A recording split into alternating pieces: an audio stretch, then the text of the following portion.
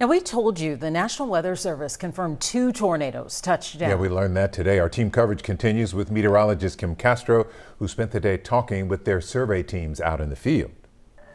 I'm meteorologist Kim Castro in the Spring area on Louetta. This particular neighborhood is Memorial Northwest, and I am here with the National Weather Service. The survey team that determined this particular area received EF2 tornado damage. Jimmy, what was the hallmark signature that led you to that conclusion? Yeah, so we found a home that had a large section of its roof, including of its decking, ripped off of the house itself.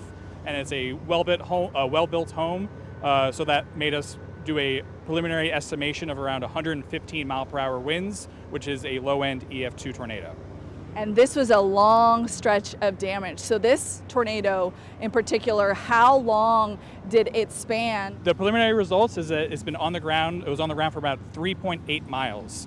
So it kind of formed a little further to the southwest of here, and then it continued northeasterly towards the Klein area before dissipating into a field. And Cameron, in assessing, the 3.8 miles, not this entire path received EF2 tornado damage. What were some of the other indicators that kind of led you to determine that a lot of the path was EF0 to EF1? So one of the key things to look at are the trees. And it's not just about how severe the tree damage is, it's also the type of tree. Is it a softwood tree? Is it a hardwood tree?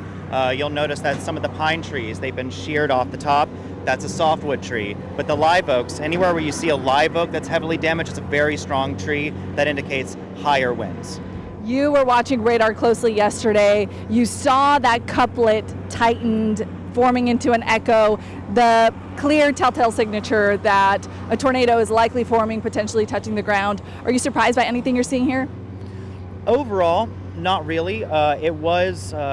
It definitely was evidence that we were seeing at least an EF0, EF1 tornado. There was briefly what was called a tornado debris signature with this storm for a scan or two, and that tells us that there's debris being lofted up in the air, and that's evidence that this could be a higher end EF1 or even an EF2, which of course we got an EF2 today. So generally speaking, not too much of a surprise. Those were all the tools that led the National Weather Service team to issue those tornado warnings, to prompt folks to get down to the lowest level of the home, away from walls and windows, because as we can see, those are the areas that have been heavily impacted and very, very damaged. Reporting in Klein, I'm meteorologist Kim Castro, KHOU 11 News.